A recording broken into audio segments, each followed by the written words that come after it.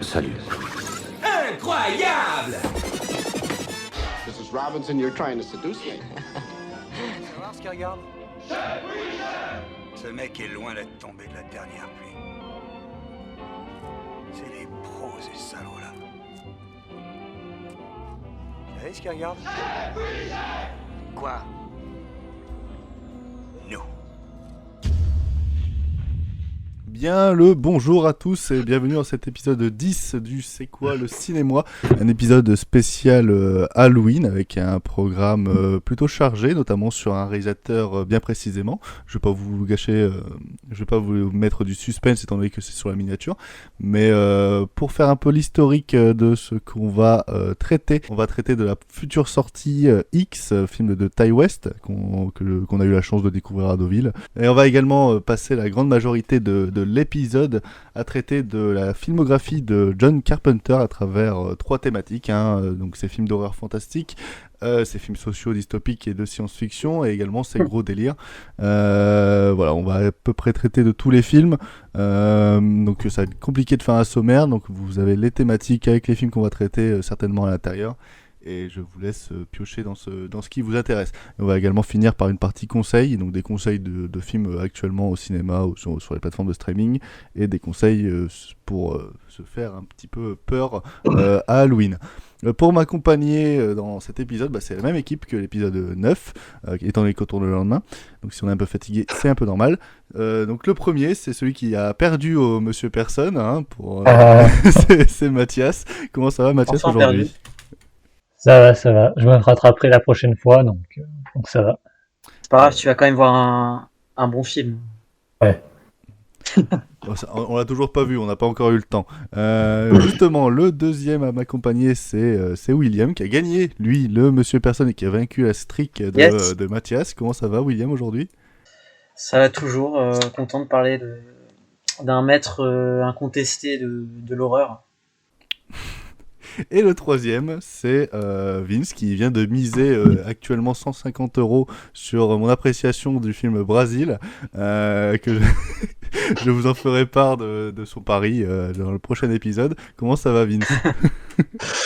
Ça va très bien. Écoute, je suis ravi de venir parler d'un de mes réalisateurs préférés. Et effectivement, pour ce qui est de Brésil, c'est dommage parce que la cote était pas très élevée, mais ouais, je pense que je vais gagner de l'argent. Ah, bon écoutez, je vous ferai part de son gain ou de sa perte le mois prochain. C'est parti, on va parler de X. Enfin, on est deux à l'avoir vu, William et moi. C'est parti pour X de Ty West.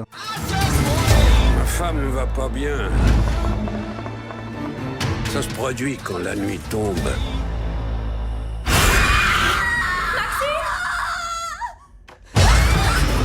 Cette femme était dans mon lit, elle me touchait!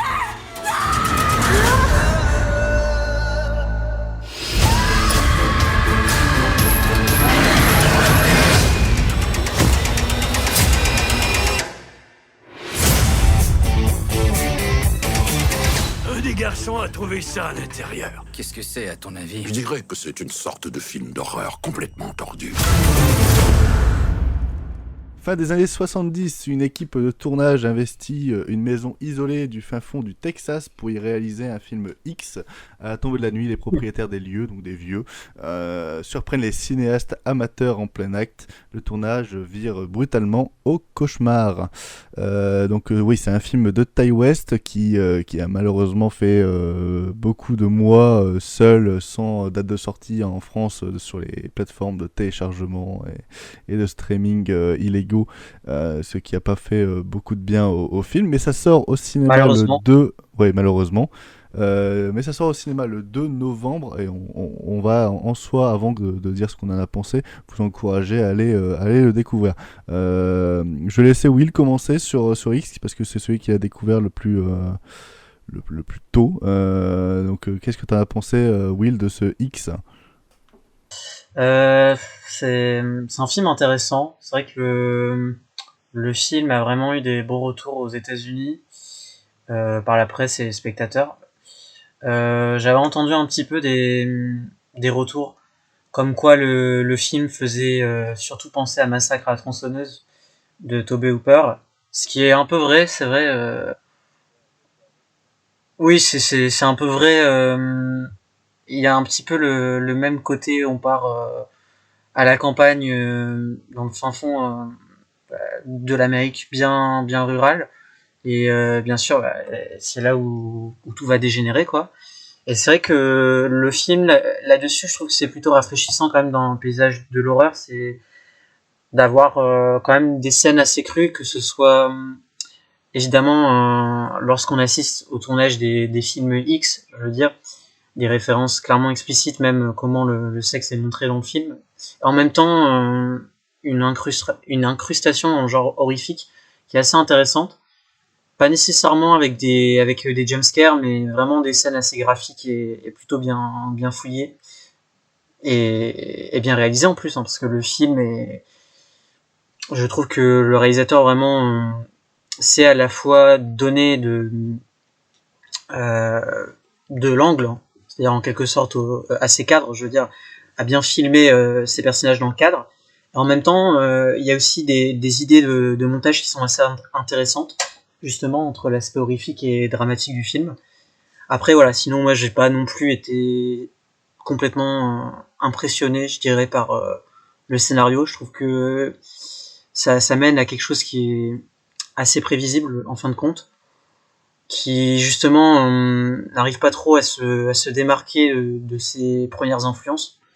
Donc en comparaison par exemple évidemment de Massacre à tronçonneuse ou je sais pas de films un petit peu comme ça à la campagne, je pense par exemple au film Hidden Lake, c'est beaucoup moins fort que ce soit dans la violence et dans l'horreur, mais c'est une proposition intéressante, voilà, c'est plutôt bien joué, les acteurs sont très bons aussi, c'est un bon film. Après voilà, j'irai pas dire que c'est un des grands films de cette année, quoi. Je te rejoins plutôt positivement sur ce que tu en as pensé. Moi, c'est un film que j'ai vu 2 fois. Et je vais être complètement transparent avec vous. Je l'ai vu une première fois avant l'été, de manière, comme vous le savez, parce que je pensais qu'il allait jamais sortir en France, parce que les films à 24, ça passe ou ça casse. Et je me suis dit, bon bah... ça va être comme la majorité des films à 24, ça va pas sortir en France ou alors en plateforme de streaming. Donc je me suis dit... autant le regarder maintenant. Et finalement, j'ai été le revoir une deuxième fois, du coup à Deauville, au cinéma, dans une séance à 22h. Et je dois avouer que la première fois que je l'avais vu, je trouvais que le film se tenait pas des masses, dans le sens où j'ai passé un bon moment, mais le fait que le film commence par la fin, moi ça m'a directement gavé. Dans le sens où on sait comment ça va finir, parce que... on voit la fin au début et C'est un petit peu facile, hein.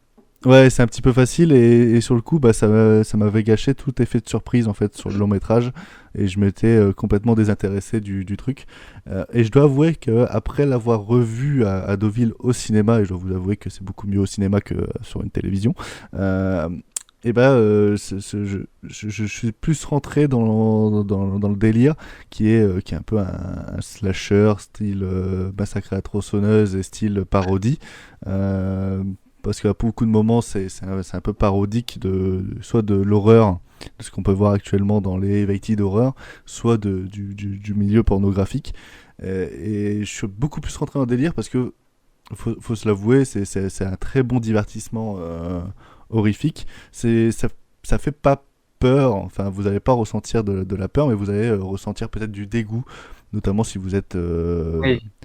comment on pourrait appeler la phobie des vieux, mais les phobies des vieux nus. Non, Ouais, tu vois le film sur ce côté-là, moi ça m'a évidemment rappelé de Visite. Ah oui, Le côté avec les vieux, c'est ça. un peu répugnant. The Visit, ou dernièrement le film de Paco Plaza qui s'appelait je sais plus Abuela, je La crois. Abuela. La Abuela, c'est ça.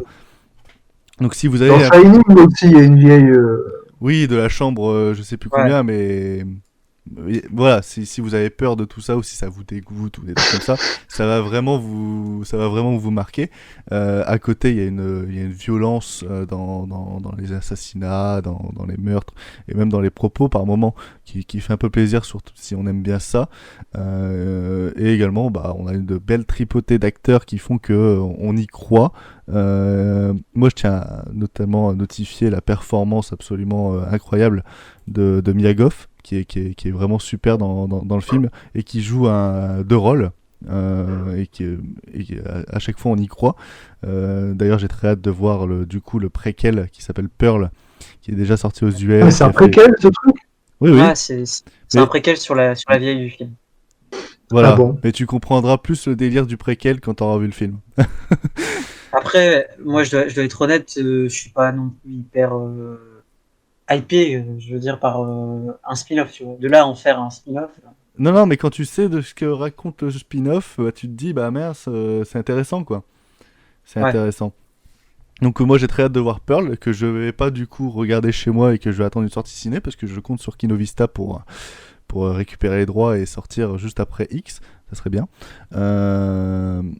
Et également je voulais aussi notifier le montage du film qui est vraiment super, dans le sens où le monteur et le réalisateur Ty West, ils font en sorte de faire des allers-retours à chaque fois quand on va changer d'ambiance et pour également montrer qu'il y a un changement de personne ou alors un changement de point de vue. Et ça, c'est très bien fait. Surtout que... c'est vraiment bien. Ah oui, moi, tu vois, c'est ce genre de changement quand il passe quand ça se passe dans deux temporalités similaires, dans deux endroits différents, mais que d'un côté c'est horrifique, d'un autre côté c'est pornographique et que les scènes se répondent entre elles. Et je trouve que c'est assez déstabilisant. C'est déstabilisant et à la fois c'est assez jouissif quand même de se dire putain, dans l'écriture c'est vraiment très très bien pensé. Et voilà, c'est tout ce que j'avais à dire sur le X, qui est pour moi un très bon cru du cinéma d'horreur de cette année, qui va certainement vous satisfaire. Et voilà, par contre n'y allez pas pour avoir peur. C'est pas le but premier du film, mais par contre allez-y pour passer un bon moment entre amis et même tout seul. C'est vraiment un film qui va faire parler, qui fait parler et c'est pas vraiment en vain. Enfin, il y a quelque chose derrière, il y a une vibe plutôt sympa. Est-ce que tu voulais ça dire... change en fait. Hein. Ouais, ça change un petit peu quoi des films d'horreur classiques. Ouais, c'est ça. C'est vraiment un film d'horreur très punchy. Très funk, ça fait plaisir. Est-ce que tu voulais rajouter un dernier mot, Will? Non, moi je te rejoins à peu près sur tous les points aussi. Bah voilà, c'est parfait. Allez voir au cinéma, ça sort le mercredi 2 novembre. C'est peut-être déjà sorti pendant qu'on sort le podcast. Et voilà, merci à Kinovista de le distribuer et de prendre ce risque, parce qu'on sait que c'est un gros risque. C'est fini pour le film du présent. Maintenant, on va directement passer à la très très grosse partie sur la filmographie de John Carpenter.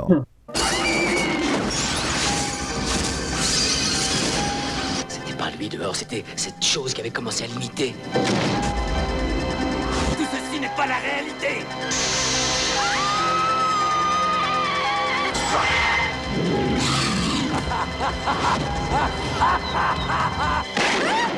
Est-ce que vous aimez la fin? Changement dans l'émission, il n'y a pas de thème et cinéma, il n'y a pas de cinéma, mais bien un focus sur un réalisateur. Ça va être le cas, je pense, pour chaque épisode d'Halloween chaque année si le podcast perdure. Cette année, c'est le réalisateur multifonction John Carpenter, qui a fait une plotée de films, qui est passé de l'horreur au film de science-fiction et au drame. C'est Vince qui est très fan de John Carpenter dans l'équipe et qui va vous présenter un peu qui est le bonhomme et vous expliquer un peu son rapport au cinéaste. Vince, vas-y, je t'en prie. Oui, alors John Carpenter, je vais pas vous faire sa biographie, mais bon, c'est un réalisateur américain qui a commencé à travailler dans les années 70, qui a démarré avec Dark Star, qui était son projet de film de fin d'études, qui a bénéficié d'un bonus de budget, je crois, pour le sortir au cinéma. On voit que c'est une œuvre quand même qui a des traits un peu amateurs, hein, mais c'est quand même plutôt rigolo comme film. C'est genre Alien, mais version comique. Sachant que l'alien en question dans le film, c'est une grosse boule rouge, quoi. Et d'ailleurs, quand je parle d'Alien, c'est pas anodin parce que le co-scénariste du film, je crois que c'est Dan O'Bannon qui écrira Alien pour Ridley Scott des années plus tard. Mais bref, ensuite il a réalisé Assaut, si je ne me trompe pas, ce qui est un film d'action, un film à suspense, qui est assez violent. Et puis est venu ensuite Halloween, qui a été vraiment l'explosion de sa carrière, on va dire, qui a réalisé un score au box-office, qui a réalisé des recettes assez énormes par rapport au budget du film, qui, je le rappelle, n'était que de 325 000 $, ce qui est clairement voilà, c'est des cacahuètes, hein, surtout qu'il y avait 25 000 $ de cachet pour Donald Pleasance, donc voilà. Tourné, je crois, en 19 jours, quelque chose comme ça. Et avec Halloween, en fait, il va révolutionner un peu le sous-genre du slasher, qui avait déjà un petit peu été exploré avant ça avec Psychose, Massacre à la tronçonneuse, Black Christmas, ce genre de film. Mais Halloween, ça va lancer une espèce de frénésie commerciale à Hollywood, où l'industrie va sans cesse essayer d'émuler le succès d'Halloween à travers diverses franchises, comme Freddy les Griffes de la Nuit, Vendredi 13, et ne sais-je. Voilà. Et donc, il crée un espèce de mythe avec Halloween de la figure du slasher avec ce personnage qui est Michael Myers, personnage au masque blanc, d'un visage inexpressif et qui ne parle pas, qui a une force surhumaine et qui semble être absolument invincible et immortel. Et d'ailleurs, donc, le masque, c'est le visage du mec dans Star Trek, c'est ça? Tout à fait, oui, c'est vraiment un aspect humain. Exactement. J'ai oublié le nom d'ailleurs du personnage de Star Trek, mais enfin, ils ont pris un masque comme ça dans un magasin, ils l'ont peint en blanc, ils se sont dit, bah allez, c'est bon, ça ira. C'était pour te demander si t'avais la ref. Ouais, non, mais c'est vraiment un aspect fémin typique du cinéma de Carpenter, c'est-à-dire que vraiment tous ces films, à quelques exceptions près, ont eu des petits budgets, et en fait Carpenter, il arrive toujours à faire beaucoup avec peu, et c'est ça que je trouve assez impressionnant dans sa filmographie, et ce qui m'inspire beaucoup, en tout cas en tant qu'aspirant cinéaste. Et voilà, enfin moi c'est vraiment un mec que j'admire et qui effectivement est incontestablement un maître de l'horreur, mais qui a versé un petit peu vers la science-fiction, vers les films d'action, vers le drame ou le thriller, mais voilà, c'est vraiment un type qui a eu une œuvre assez passionnante globalement, et voilà, on va en parler plus en détail, mais voilà pour cette petite introduction. C'est aussi le compositeur de la majorité de ses films ou de ses franchises. Donc Oui. c'est-à-dire qu'il réalise, Ah oui, mais oui. également il fait la musique de ses films. Eh oui, c'est ça, c'est encore, voilà, dans le côté artisanat peu fait main, c'est que le gars, il a plusieurs casquettes, quoi. C'est un compositeur de génie, honnêtement, c'est pas juste, il fait une petite partition gentillette, et voilà, non, c'est vraiment des partitions de dingue qui sont devenues cultes. Il fait même des concerts juste sur ces partitions-là, et enfin, c'est vraiment assez impressionnant, quoi. Et merci pour cette bonne introduction à qui est John Carpenter. Pour en parler sans vraiment passer du coq à l'âne à chaque fois, on a décidé de découper sa carrière en 3 parties. 3 parties qui ne sont pas chronologiques, étant donné qu'il a fait des films par-ci, par-là, à des dates différentes, et il les a fait de manière aléatoire, mais tous ces films sont mis dans des thématiques. Donc on va commencer avec la première thématique, celle pour lequel il est le plus connu, la partie horreur fantastique.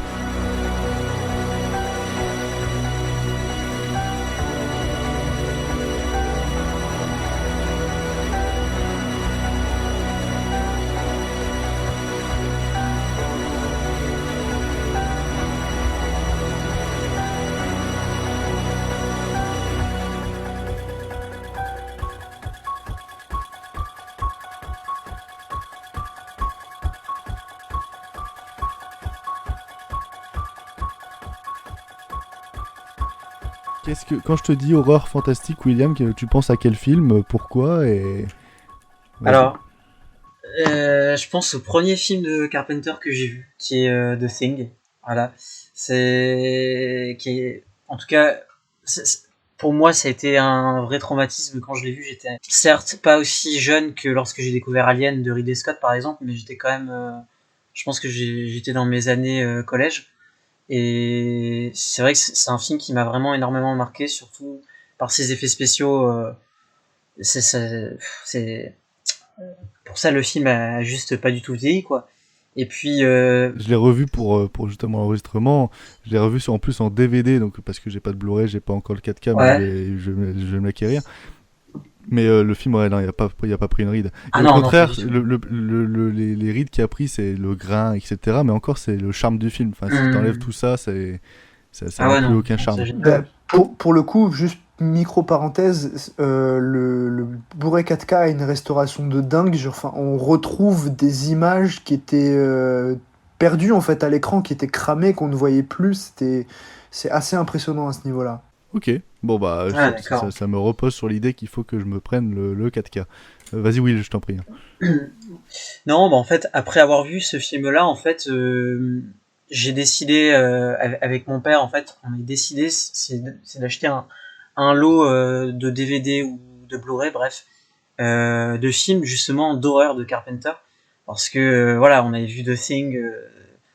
Évidemment, mon père connaissait déjà, mais voilà, c'est vrai que je voulais un petit peu découvrir les autres films. Et donc j'ai vu Halloween, j'ai vu Invasion Los Angeles, et j'ai vu New York 1997.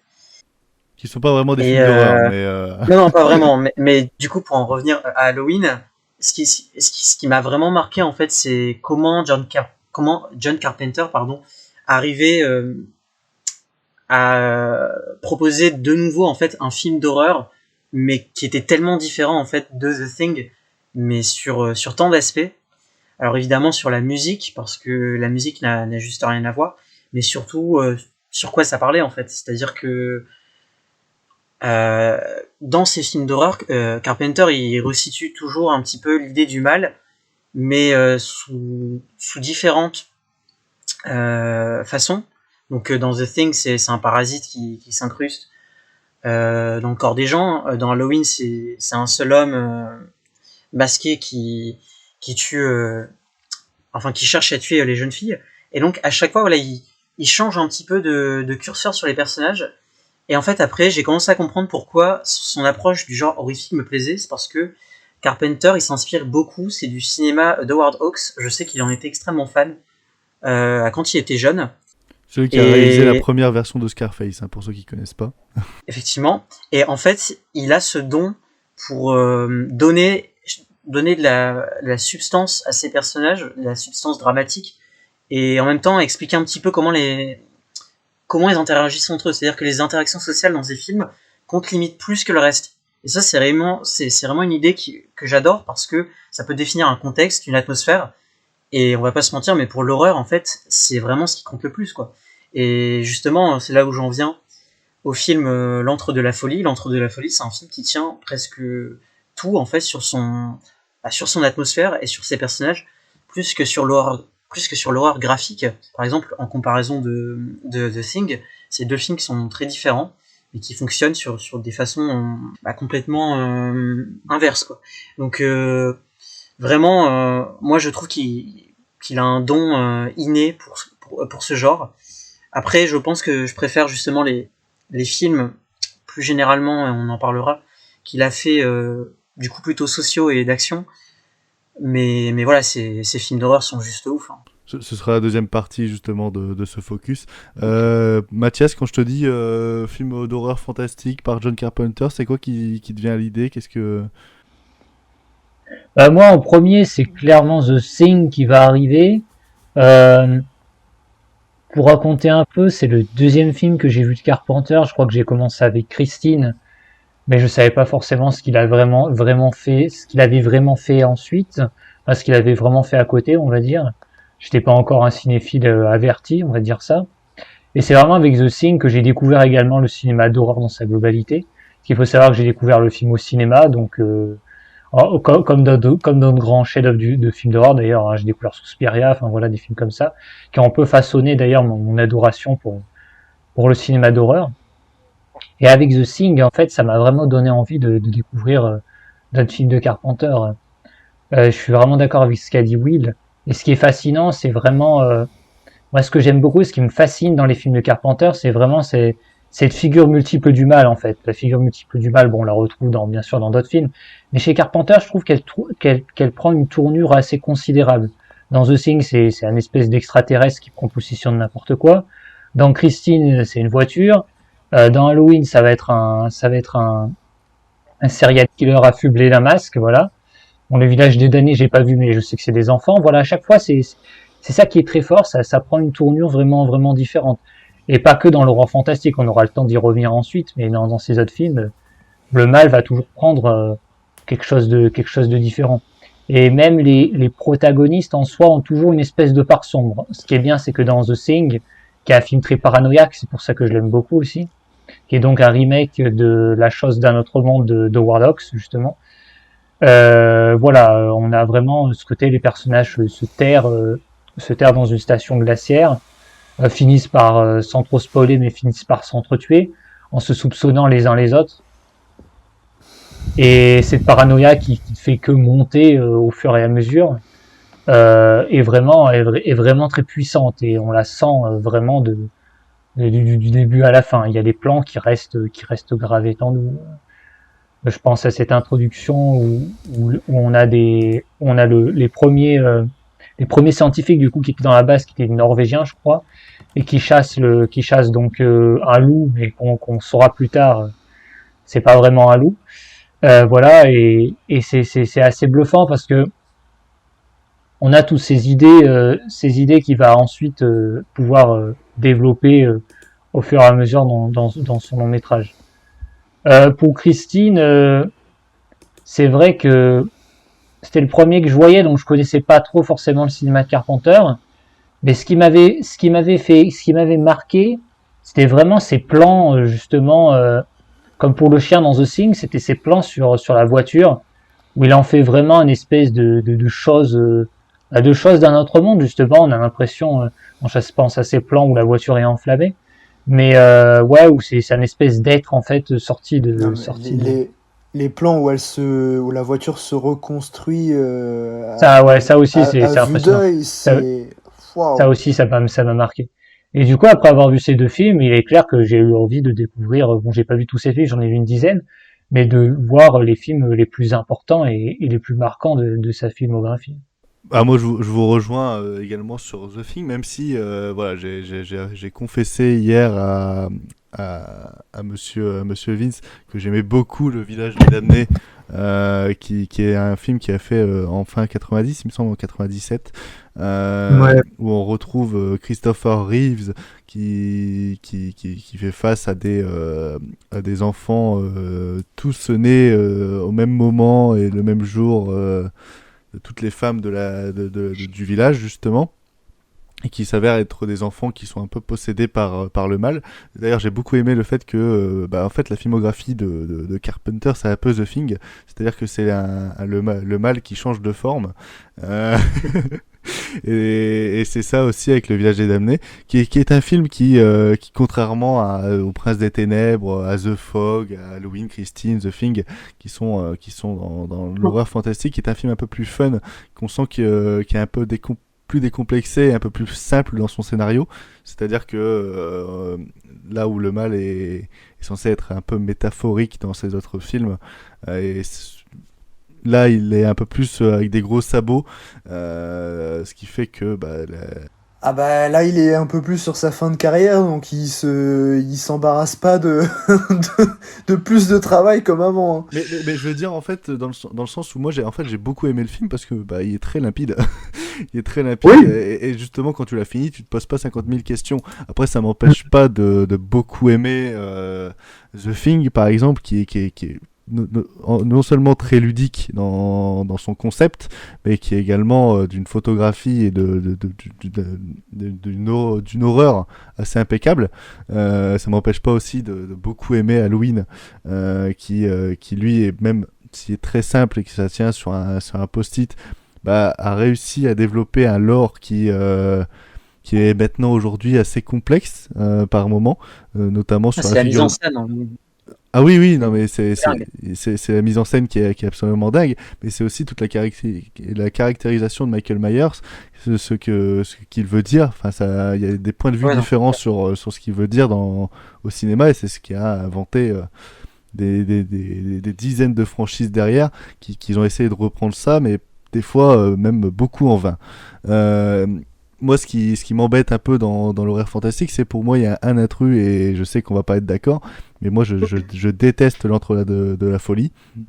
Parce que ah ouais. Ah oui, non, en fait, c'est, je pense, le seul film de Carpenter que je n'arrive pas à revoir, parce que je l'avais vu à l'époque à la fac, et c'est un film que vraiment il m'a énervé dans le point, parce que je le comprenais pas. Et c'est pour ça, il faudrait peut-être que je le revoie, mais j'essaie un peu cette. C'est un de mes préférés. Pour le coup, celui-là, il est assez limpide, je trouve. Hein. Ouais. Je dois avouer que à l'époque, je ne l'avais pas compris, et que je trouvais beaucoup trop fou. Après, c'est un peu le principe, mais un beaucoup trop fou dans ce qui est écrit, mais aussi dans la mise en scène, pour que j'arrive pleinement à m'intéresser au personnage principal et aussi à l'intrigue. Je dois avouer que c'est ma faiblesse dans ce qu'il a fait dans l'horreur fantastique. Après, également, et on l'a pas cité, mais The Fog, c'est pour moi un film que j'aime beaucoup aussi, qui est rempli de défauts. Par contre, celui-là, oui. Il y a plein de choses qui vont pas, notamment dans le scénario, où tu sens qu'il s'est pas fait chier. Par contre, dans la mise en scène, je trouve qu'il y a des idées vachement intéressantes dedans. Ouais, l'ambiance, elle est dingue. La musique, encore une fois. La musique aussi. Le film, il tient sur sa mise en scène et sur sa musique. Sur toute la technique. De quoi ? Pardon. Non, je le dis, le film tient, mais sur toute sa technique. Ouais, c'est ça. Ouais. C'est ça. D'ailleurs, je pense qu'il y a un abonnement à Machine à fumer de John Carpenter. Faudrait peut-être qu'il arrête. Il essaye un peu de faire son nuit et brouillard, sauf que ça parle pas du même sujet. Désolé pour la vanne. Je sais pas si je vais la garder. Je sais pas ce que je pourrais dire de plus dans l'horreur fantastique, mais est-ce que pour vous avez un autre petit chouchou dans cette liste thématique ? Ah bah moi, très clairement, c'est Halloween, pour toujours. C'est je pense, mon film préféré, celui qui me donne le plus envie de faire du cinéma. Et vous parliez de cette idée du mal qui se propage comme thématique récurrente dans sa filmographie. Là, en fait, ce qui est intéressant dans Halloween, c'est de montrer que le mal, il se propage même dans votre foyer. C'est-à-dire que au départ, dans Halloween, qui c'est qui commet le premier meurtre ? C'est un petit garçon de 6 ans. C'est vraiment le truc le plus improbable. Dans un des plans séquences les plus cultes du cinéma. Hein. Ah ouais, plan séquence en vue subjective, Et qui deviendra cette figure du mal. C'est le mal incarné, en fait, Michael Myers. Et voilà, qui abattra sa sentence sur tous les adolescents qui ne respectent pas la bienséance, pour pas dire autre chose. Mais ouais, par exemple, dans The Thing, ça c'est vraiment c'est le cœur du film, en fait, cette thématique. Mais ce qui est intéressant, c'est que ça a une double lecture. C'est-à-dire que si on prend par exemple la scène du test du sang, pour déterminer qui a été contaminé par la chose ou non, en fait ça marche aussi dans la mesure où à l'époque il y avait l'émergence du sida, et ça pourrait aussi fonctionner comme allégorie du sida. Et du coup, avec cette peur de l'étranger, est-ce que je vais être contaminé ou non, ça marche aussi dans cette optique-là. Mais non, il n'y avait pas le Covid, non. D'ailleurs, c'est l'occasion de Euh, dire que le film It Follows s'inspire clairement de Halloween, Ah oui, évidemment, et ah, de de The Halloween, Thing, c'est hein. sûr. Ouais, je suis complètement d'accord. Et c'est un truc aussi qu'on retrouve pas mal dans Prince of Darkness, parce que on a une espèce d'entité maléfique qui vit au sous-sol d'une église, qui semble être voilà, une entité démoniaque qui essaye de faire de creuser son passage dans notre monde, et qui va contaminer diverses personnes qui réalisent des tests dans cette église, qui font des études, euh, pour ben voilà, en faire ces soldats des ténèbres, et contaminer tout le monde.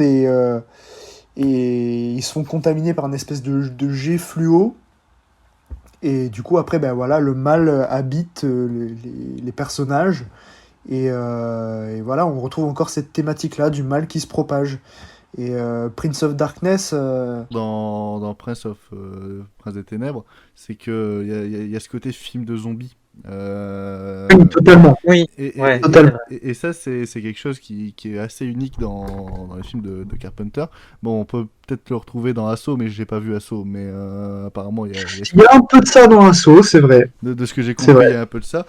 Il y a un peu, ouais. Mais voir du John Carpenter prendre un peu marcher sur les traces de George Romero, Ouais. notamment Prince des Ténèbres, ça fait plaisir. Surtout qu'en fait, sa vision du zombie, comme tu le dis, bah, elle reste implantée avec sa vision du mal, et le mal qui se propage partout, et rien de tel que des zombies pour se propager justement dans Et une ville, un village. exactement, exactement. Et si Halloween et The Thing sont probablement mes deux favoris, et c'est deux absolus chefs-d'œuvre, juste après, moi, c'est vraiment Prince des Ténèbres qui me fascine le plus. Et vraiment, je garde en mémoire un plan dans les dernières minutes du film qui se passe de l'autre côté, si vous voyez, de l'autre côté du miroir, si vous voyez ce que je veux dire. C'est un plan dont l'idée lui est venue avec le film Orphée de Jean Cocteau, film absolument incroyable d'ailleurs. Et c'est vraiment un plan, mais qui dure peut-être 2 secondes, mais qui m'a marqué au fer rouge personnellement, qui continue de me hanter. Et moi, c'est ça en fait, c'est que Carpenter, en plus, généralement dans ses fins de film, il arrive toujours à te marquer très fort, à te laisser une forte impression. Et enfin, moi, c'est vraiment voilà, une filmographie qui me passionne. Vous avez évoqué aussi L'Antre de la Folie, pareil, il termine sur un plan absolument mémorable. Voilà, exactement. Euh, mais puis ouais, The Fog aussi, bah, j'adore surtout pour la mise en scène et la musique. Après, c'est vrai que le scénario a ses faiblesses, mais de toute façon, le Carpenter, c'est un cinéaste d'ambiance. Il arrive à vraiment créer des atmosphères uniques dans ses films à travers sa mise en scène et avec la musique. Et ouais, moi, c'est vraiment quelque chose que j'adore voir, quoi. Est-ce que quelqu'un veut rajouter un petit mot sur l'horreur fantastique, Mathias? Ouais, bah, j'ai parlé un peu, peut-être, là, dans tous les films qui ont été cités, je vais pas revenir sur Halloween, bon, bien sûr, c'est très bien, mais j'ai peut-être parlé un peu de Prince of Darkness, donc Prince des Ténèbres en français, qui est pas le film le plus connu de Carpenter, même si je trouve que ces dernières années, peut-être que le film revient un peu. Et moi, quand je l'avais découvert, bah, je m'attendais pas à ça, parce que pour le coup, c'est vraiment un choc, c'est une espèce de croisement entre l'exorciste et le style Carpenter un peu. Tout ça en sachant que c'est un huis clos qui se passe dans une église. Donc, et c'est vachement impressionnant. On retrouve bien sûr c'est ça, ouais, on a une atmosphère vraiment dantesque. Euh, le film est presque pessimiste du début à la fin, parce qu'on peut pas dire que la fin soit très positive, sans trop spoiler. Euh, non, franchement, c'est vraiment très fort. Et du coup, si je devais conseiller un film là, dans l'horreur fantastique après The Thing, bien sûr, il y a Halloween, il y a Christine, mais Prince of Darkness, c'est quand même dans les priorités, très clairement. Will, tu voulais rajouter quelque chose? Ouais, moi je voulais juste dire que Christine m'avait énormément impressionné quand je l'ai découvert. Je l'ai vu directement en Blu-ray, c'est vrai que je connaissais pas du tout avant. Parce qu'en fait, j'avais lu le roman de Stephen King juste avant, que j'adore d'ailleurs. Et non seulement je trouve que c'est vraiment une adaptation qui est géniale, mais en plus de ça, je trouve que c'est vraiment hyper intéressant comment en fait il faisait une sorte de mix entre un film d'horreur et en même temps une sorte de teen movie quoi. C'est un petit peu un teen movie un peu hybride avec des éléments horrifiques et je trouve que le film parle toujours aussi bien, en tout cas il évoque toujours ça aussi bien aujourd'hui quand on le regarde. C'est le rapport au rêve américain chez les jeunes américains. Évidemment vis-à-vis du culte de la voiture, mais aussi de ce que ça peut représenter, hein, parce que c'est dans le film, c'est-à-dire que la voiture est un petit peu fantasmée par le personnage, donc on peut aussi y voir quelque part une sorte d'inaccessible en fait pour le jeune personnage et de briser un petit peu les tabous que lui interdit sa famille. Donc ça c'est vraiment plein d'idées que je trouve génialement amenées dans Christine, en plus d'être un film toujours aussi bien mis en scène quoi. C'est vrai qu'on en a parlé, mais certaines scènes avec la voiture c'est vraiment terrifiant. Et puis la direction artistique qui est toujours irréprochable dans tous les films de Carpenter pour l'horreur. Je pense qu'on en a fini sur les films d'horreur fantastiques par John Carpenter. On va maintenant passer à la deuxième partie de ce focus avec ces films sociaux dystopiques et de science-fiction.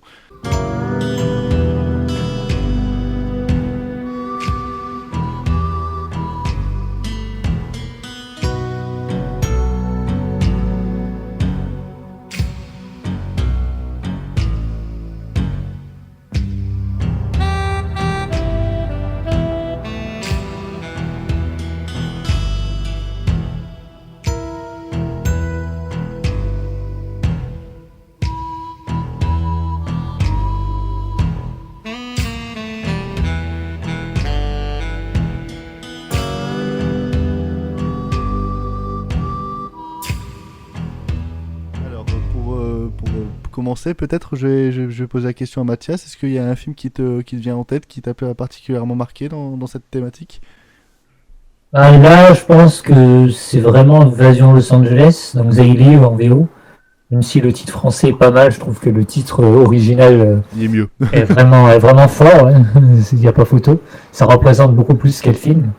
J'ai dû voir le film 2 fois, je crois. Lui, pour le coup, j'aurais vraiment aimé le voir au cinéma parce que je trouve que c'est un film qu'on pourrait considérer comme une série B, enfin c'est même une série B, mais c'est une série B ultra intelligente, c'est vraiment la crème de la crème des séries B. Il arrive à faire à la fois un film qui soit un délire un peu dans l'action et assez jouissif, tout en étant un film socio-politique, enfin pas socio-politique, mais qui parle de la société et qui est très politique, très politisé. Même si Carpenter, dans ses interviews, dit souvent que c'est pas forcément le cas, qu'il fait du cinéma de genre, voilà, on peut pas, They Live, on peut pas dire que ce n'est pas le cas. Et moi, ce qui me vient vraiment en tête, je pense que c'est en premier avec ce film, c'est le générique, cette musique qui fait très western. Oui. C'est Carpenter qui l'a composé, je crois. Je sais plus si c'est lui, Invasion Los Angeles. C'est lui. Du coup, c'est un thème qui ressemble un peu au thème qu'il a déjà fait, mais tout en étant un peu plus dans cette optique western, comme on sait que c'est un grand adorateur de Warhawks, mais bien sûr des westerns également, du cinéma de John Ford aussi. Il y a ce côté western aussi, avec Roddy Piper qui déambule juste en marchant. Ça, le générique, Roddy Piper, du coup, qui n'était pas un acteur professionnel, mais qui était un catcheur, qui pour le coup est vraiment un très bon choix de casting. C'est vraiment les premières images qui me viennent en tête. Après, bien sûr, on a les séquences avec les lunettes, bon, je vais pas spoiler pour ceux qui n'auraient pas vu le film. Mais ouais, c'est ce film-là qui va venir, et je pense que c'est vraiment ce qui est bien dans les films de Carpenter. Peut-être encore plus They Live, c'est que c'est des films qui se revoient avec vraiment un grand plaisir.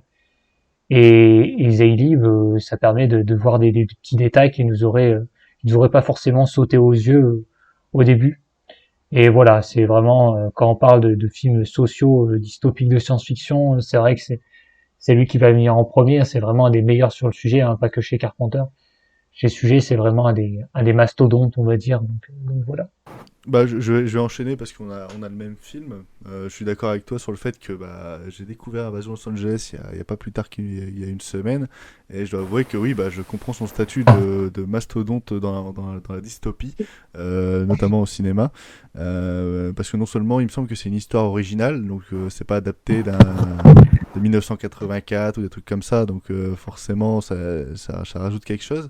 Moi je voulais parler aussi, en parlant d'Invasion Los Angeles, bah, hormis l'ambiance qui est assez contemplative et en même temps très proche du cinéma de genre, même si ça reste de la science-fiction.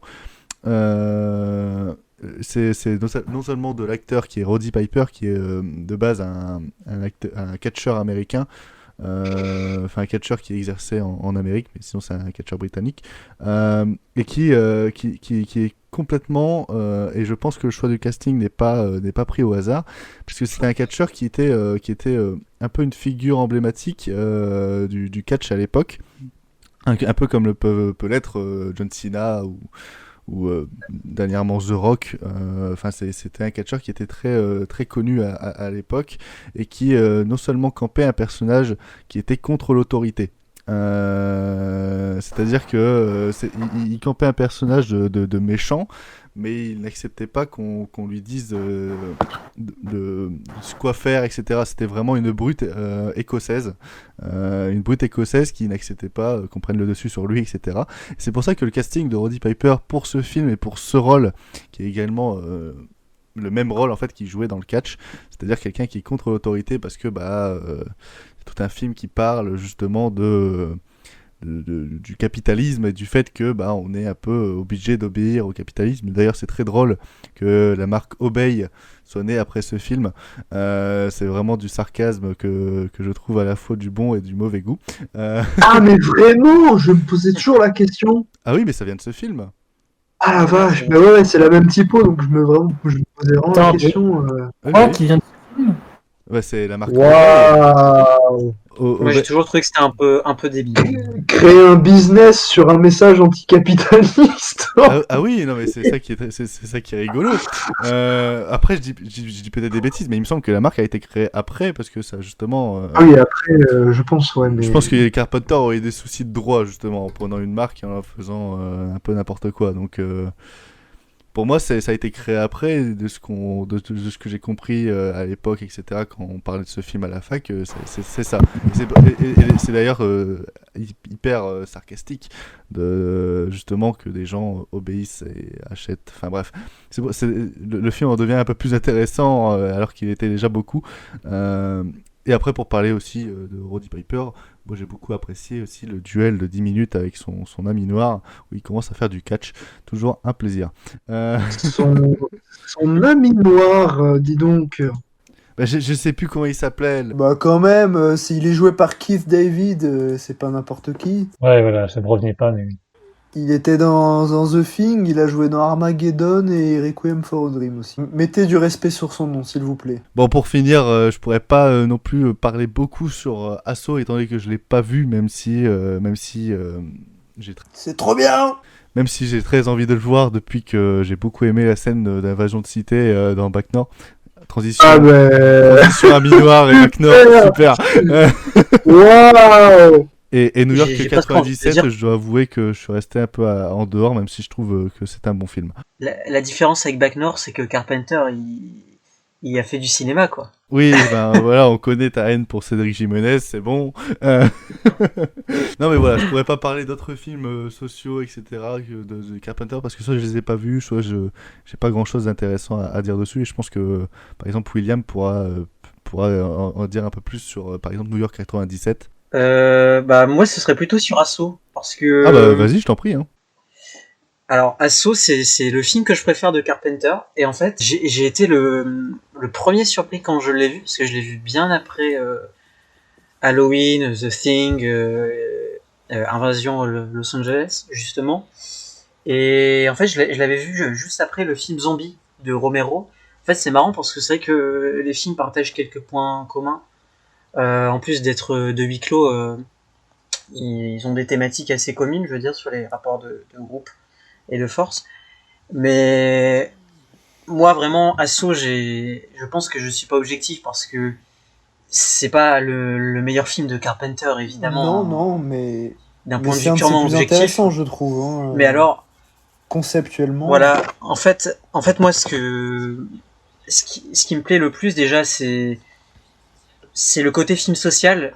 On en a parlé, mais c'est vrai qu'il y a un côté vraiment Howard Hawks dans le film et film de gangster justement, avec des personnages qui sont bloqués. Donc là, les policiers qui sont attaqués par un gang de rue.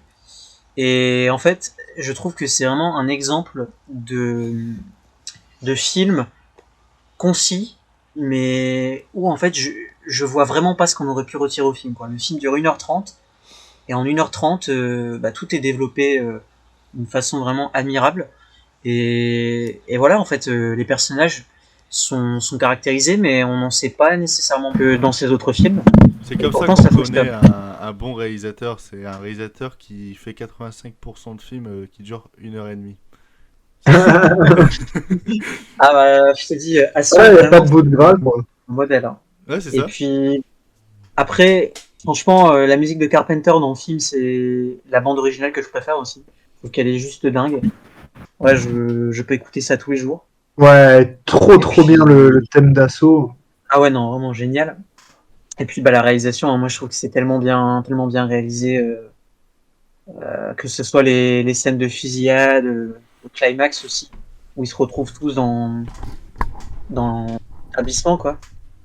Donc voilà, j'ai pas grand chose à dire. Pour moi, c'est vraiment un film génial. Et sinon, évidemment, j'adore aussi Invasion Los Angeles, qui me fait un petit peu penser à des épisodes d'X-Files aussi, le côté un peu conspiration. C'est vrai ça. Tu vois, Ou de genre, la quatrième dimension. il l'aurait pas fait Carpenter, ça aurait été repris dans Black Mirror ou un truc du genre, ce truc. Ah ouais, non, ça c'est sûr. Sauf que bah voilà, là, y a pas, ça dure 1h30, il n'y a pas de bout de gras, alors que dans Black Mirror, ils auraient fait des bouts de gras. Et juste aussi un dernier mot sur New York 1997, qui est encore une fois un film excellent. Et Kurt Russell pue la classe. Voilà. Voilà.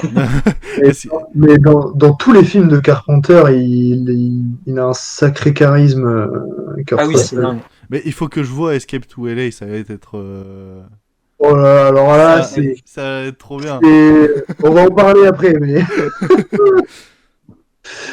Ouais, bah du coup, ouais, tu parlais d'assaut, Will. J'avoue que ouais, de ce côté-là, dans les films un peu dystopiques ou de science-fiction, un peu de trucs comme ça, c'est Assaut me parle beaucoup en fait dans sa façon de représenter les assaillants en question. La musique est géniale, je pense que c'est une de mes compositions préférées. Et tout à l'heure, tu parlais de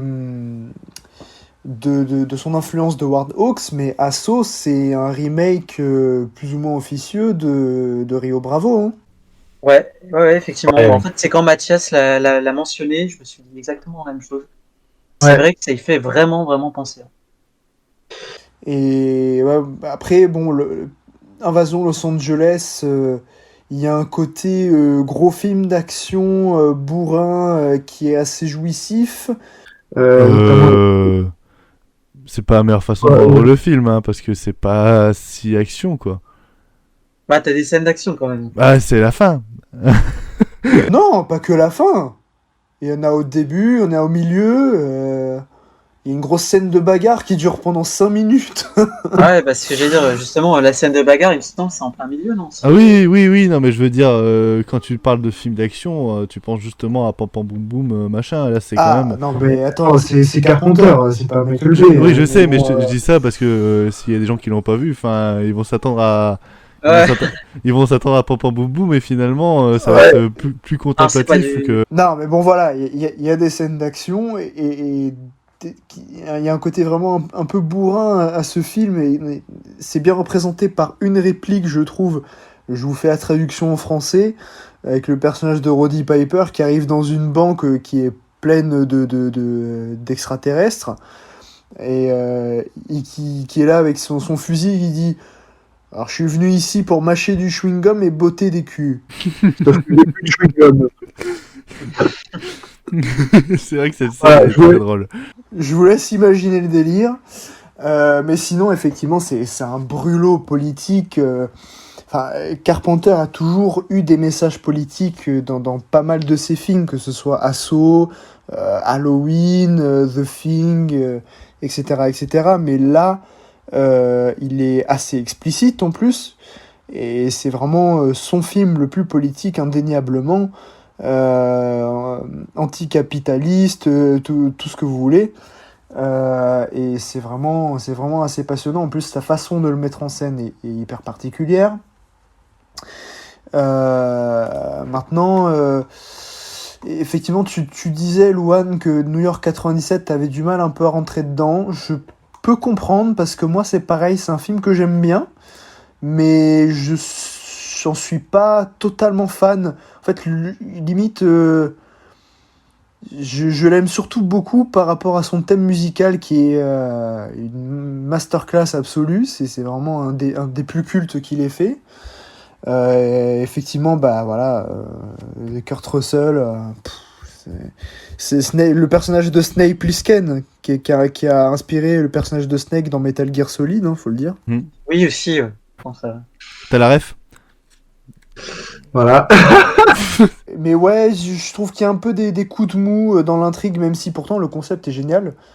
Mais ouais, il y a des petits coups de mou qui me passionnent un peu moins. Mais bon, ça reste quand même un vrai bon film.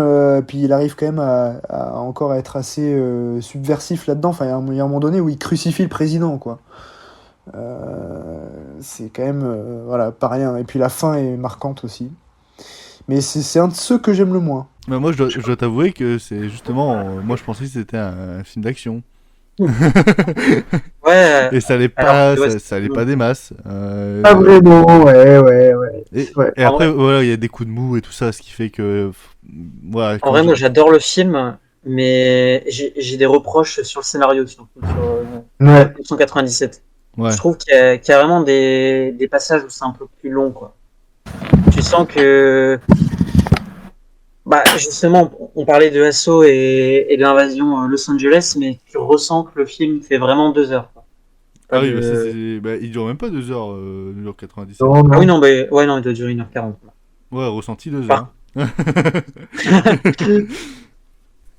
C'est ça. Ouais, non, mais en fait, voilà, c'est un film qui a des petits défauts qui font que je trouve que c'est pas un de ses meilleurs, mais enfin, c'est indéniablement culte pour plein de raisons et il faut le voir. Enfin, On va dire, c'est pas. Ah voilà. oui, non, faut le regarder, c'est un bon film. Hein. L'atmosphère avec la musique et puis la photo, Ouais. ça fait beaucoup. non, mais la musique est vraiment, vraiment incroyable. C'est un de ses plus grands thèmes, je pense. Est-ce que vous Ouais. voulez rajouter quelque chose sur les films sociaux, dystopiques et de SF pour Carpenter ou on peut Non. passer... Je pense qu'on a tout dit. Bon bah on va passer à la troisième et dernière partie de notre focus sur John Carpenter. Donc là c'est un peu un melting pot de tout ce qui reste, c'est-à-dire les bons gros délires qui sont des fois en lien avec l'horreur fantastique, des fois en lien avec la dystopie, mais qui restent quand même majoritairement des films de la fin de carrière de John Carpenter où il a décidé de se lâcher et notamment où il a découvert la majorité des CGI. Où il a découvert CGI et tous les trucs comme ça et qui sont devenus après des gros délires.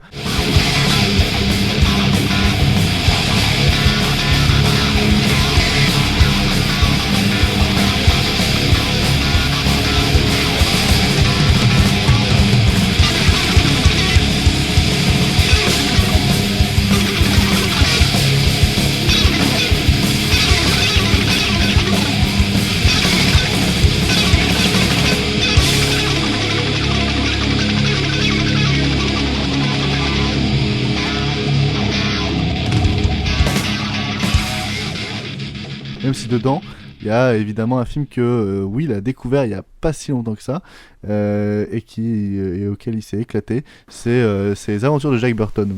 Donc Will, vas-y, je t'en prie. Les aventures de Jack Burton. Dans les griffes du mandarin. En fait, dans les griffes du mandarin, voilà. Je Big regrette Trouble pas d'avoir- in Little China. Voilà. On va tous les Et- faire. Est-ce que t'as le titre chinois aussi, Vince?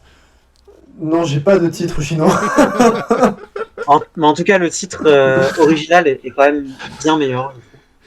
Ouais, même s'il est sympa, le titre français, il a un côté un peu film d'exploitation. C'est vrai, ouais. Ouais. Mais en fait, c'est un film que je regrette de ne pas avoir découvert avant. Et d'ailleurs, en fait, je pensais même pas que c'était considéré comme un de ses meilleurs films avant. En fait, c'est-à-dire que quand j'ai découvert justement les films cultes de Carpenter, enfin, c'est pas qu'on m'avait jamais dit, mais j'avais vraiment aucune idée de ce qu'était le film, quoi.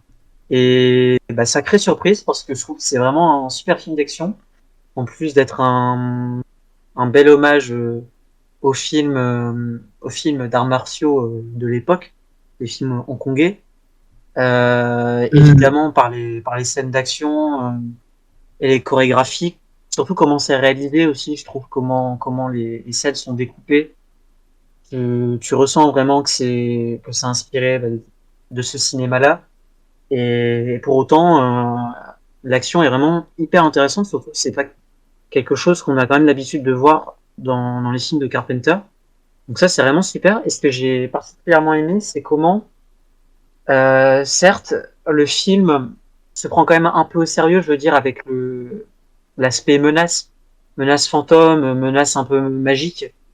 Mais en même temps, il y a aussi beaucoup d'autodérision, et je pense au personnage de Kurt Russell, qui certes est un petit peu un personnage assez naïf et une grosse brute, quoi. Mais en même temps, qui fait preuve aussi de beaucoup d'humour.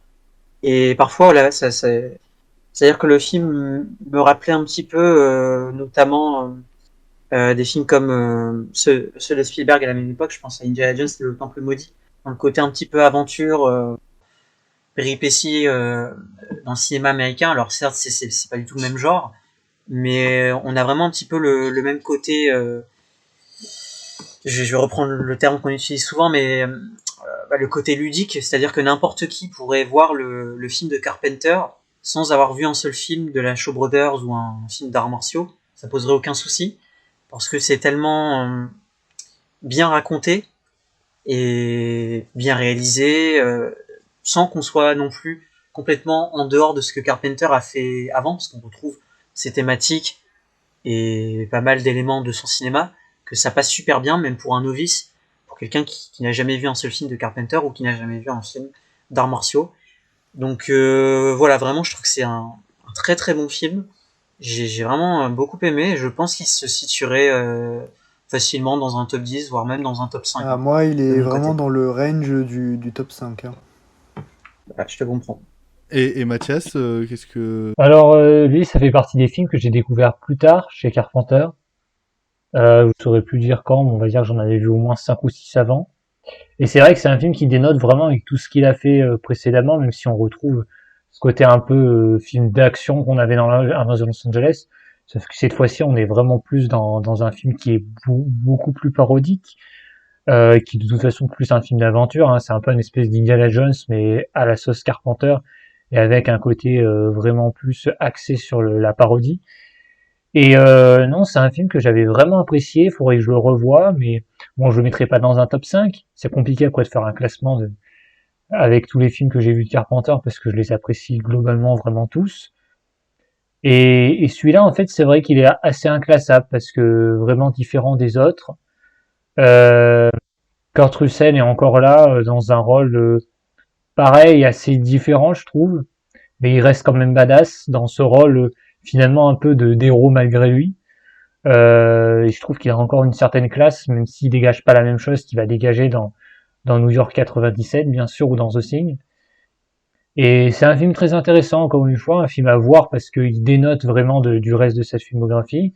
Si vous voulez vraiment voir un film fun, il faut le voir. Il faut savoir que le film a fait un immense fiasco au box-office. Je pense que c'est peut-être un des films du Carpenter qui a fait, bon, il y a ses films récents, mais dans ses films les plus connus, je pense que c'est dans le haut du panier, ça doit être vraiment le film qui a le moins marché, forcément. Le film n'a pas eu des critiques non plus excellentes à l'époque. Je sais pas si c'est son plus gros échec, mais bon, en tout cas, c'est le dernier film qu'il a fait avec un gros studio, donc je pense que ça l'a vacciné. Hein.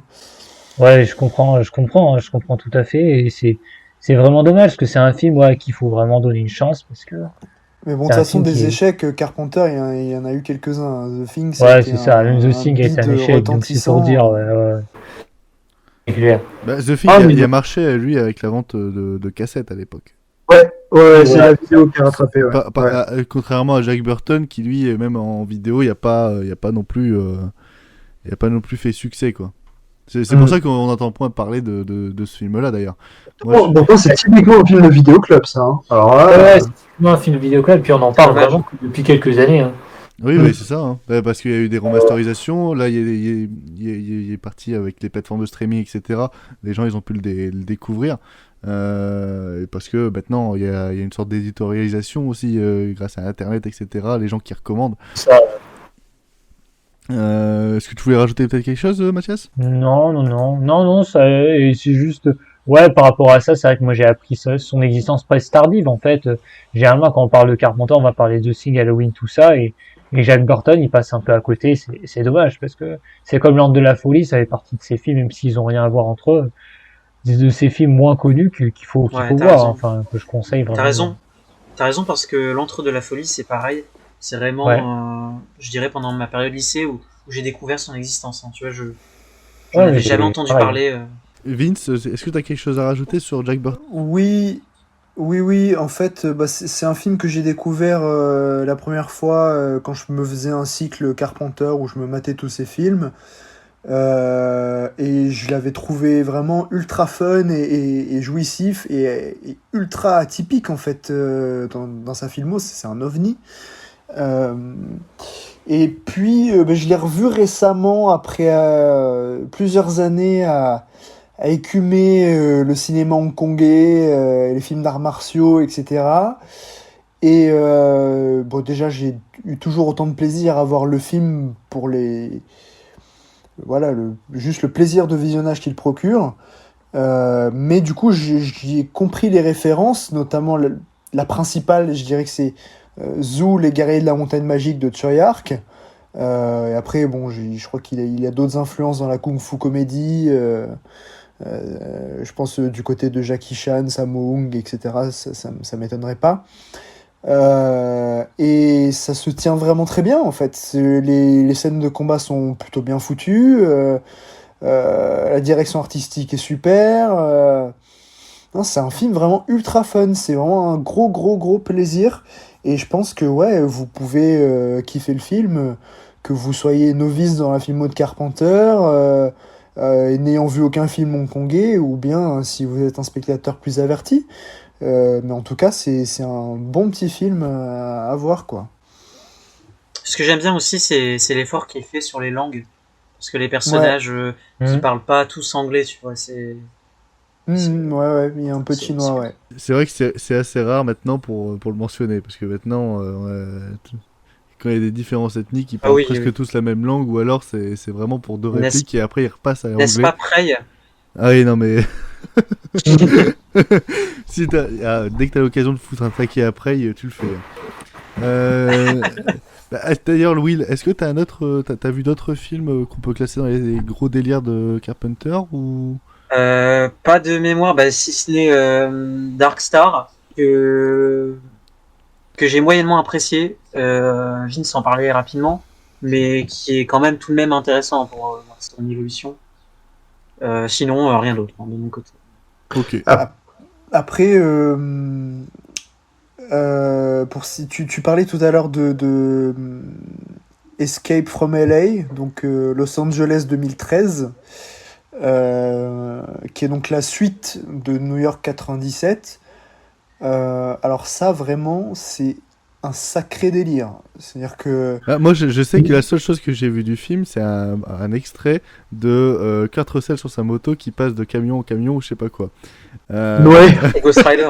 et ça me donne envie de voir le film. Parce que... Alors... Franchement, j'aimerais bien le revoir parce que ça fait quelques années que je l'ai plus vu, mais au premier visionnage, j'avais trouvé ça mais ultra jouissif. Pourtant, c'est pétri de défauts, mais j'avais trouvé ça ultra jouissif. Limite plus que New York 97 dans mes souvenirs, mais bon, peut-être que voilà. Mais en tout cas, c'est le même concept. pour te couper, je pense en fait que c'est aussi jouissif que pour moi je trouve jouissif Ghost of Mars, parce que ça a l'air d'être un film très rock'n'roll, très punk. Dans la mise en scène, dans les flammes. Oui. Ah mais là il est en roue libre totale hein. C'est vraiment il en a rien à cirer. D'ailleurs même les effets spéciaux il en a rien à cirer, ils étaient même pas finis. Et il y a quelques petits trucs tu vois, il fait ouh ça c'est moche ça. C'était pas fini. Non Escape from LA c'est dans mes souvenirs c'était vraiment très cool, j'aimerais bien le revoir. En plus il est ressorti en 4K récemment. Et ouais, tu parlais de Ghost of Mars. Alors celui-là, j'ai un peu plus de mal, même si je suis assez fan de la direction artistique, que ce soit décor, costume, ça c'est assez fabuleux. Et il y a un côté rock'n'roll que j'aime bien, mais ça devient tellement ridicule que si tu le prends pas pour une série Z, c'est compliqué quoi. Ah, parce que toi, tu le trouves ridicule? Ah ouais, complètement. Ah putain, moi non. Moi, je suis à fond dans le délire. Hein. Je suis vraiment à Ah ouais, fond. non, j'arrive pas, là, c'est compliqué avec toute les la- personnages, les dialogues. Alors oui, dans l'écriture, voilà, c'est quand même très, comme tu dis, série B, Mais série Z. peut-être faudrait que je le revoie, je sais pas. Mais moi je trouve que dans la réal, dans l'univers que ça propose et L'univers est fou. Ah oui, non mais C'est- l'univers est complètement Ouais. dingue et c'est limite Carpenter qui te fait un film Doom avant que avant que ça existe, parce que des fois dans la mise en scène, à un moment il te fait tout un truc en FPS et dès que ça part dans l'action, parce qu'il y a Jason Statham, Ice Cube, même le casting n'a aucun sens, mais Ah ouais, non. mais je trouve que ça marche tellement bien. Et en fait c'est con, mais quand j'avais vu Ghost of Mars, c'était quelques mois avant que Snyder sorte son Army of the Dead. Ah oui, d'accord. Et j'y vois quelques fulgurances après avoir vu le Snyder. Je me suis dit, mais c'est merde. On dirait Ghost of Mars, mais version, Ouais. mais version Je récente. déteste le film de Snyder, soit dit en passant. Ah oui, mais non, mais après, franchement, je trouve que Ghost of Mars est un meilleur film que son Army of Dead. Sincèrement. Après, en termes de gros délire aussi, un film qui est sorti entre Los Angeles 2013 et Ghost of Mars, c'est Vampire. Un film assez intéressant, évidemment, comme tout film de la fin de carrière de Carpenter, il y a pas mal de défauts. Mais c'est plutôt intéressant à voir parce que c'est un espèce de film de vampire / western. Euh, Carpenter, il aime beaucoup les westerns, hein, vous l'aurez compris, avec Howard Hawks. Mais avec James Woods en plus. Donc le monsieur qui a joué dans Il était une fois en Amérique, Vidéodrome et j'en passe. Qui paraît-il a été pas facile à gérer sur le tournage, mais bon. Et c'est un film assez fun aussi. Il part bien dans des délires complètement déjantés. C'est une grosse série B bien bourrine, mais qui fait plaisir à voir, je trouve. Moi, j'avais bien aimé Vampire. J'aurais peut-être juste rajouté un mot sur alors, il me semble que c'est le court-métrage quand il était étudiant, mais c'est vrai que je l'avais vu. Je crois que c'était dans les bonus de mon Blu-ray sur Invasion Los Angeles ou un autre film.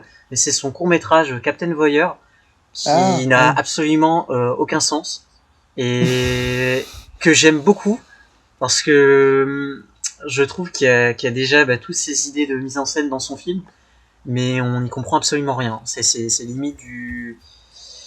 Mais il a réalisé un court-métrage Godzilla aussi, mais je sais pas s'il est visible. Je crois qu'il l'a jamais sorti. Ah, il me semble Je suis pas sûr.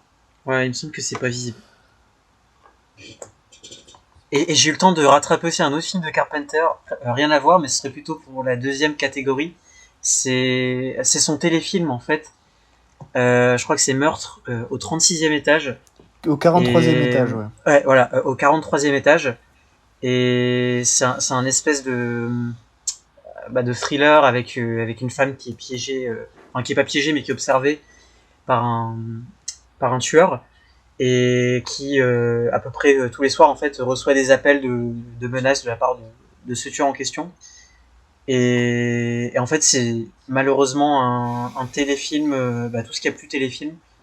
Je dirais qu'il y a peut-être 2 ou 3 scènes à sauver où tu ressens que Carpenter est derrière la caméra, mais sinon, c'est vraiment pas conseillé, quoi.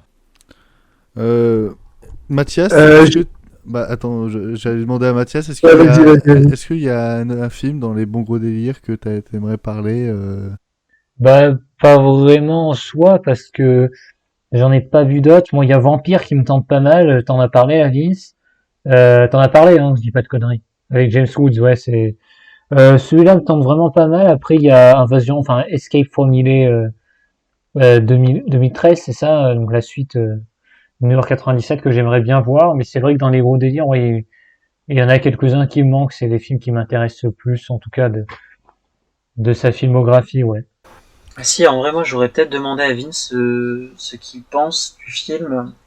Je crois que c'est Les Aventures de l'Homme Invisible ou quelque chose comme ça. Oui. Oui, j'hésitais à en parler justement. Je savais pas trop dans quelle catégorie le mettre. Là, on est dans la conclusion du focus, donc permettez-vous. On se permet quelques petits conseils. Écoute, celui-là, vraiment très chouette. J'étais assez surpris, je pensais pas autant apprécier. C'est pas un grand film, hein, mais ça se tient plutôt bien. Avec Chevy Chase, Daryl Hannah et Sam Neill. Donc casting genre plutôt qualitatif. Et voilà, qui réinvente un petit peu le concept de l'homme invisible, hein, de James Whale. Et qui est vraiment, vraiment sympa. En tout cas, je vous encourage à le voir, c'est vraiment chouette.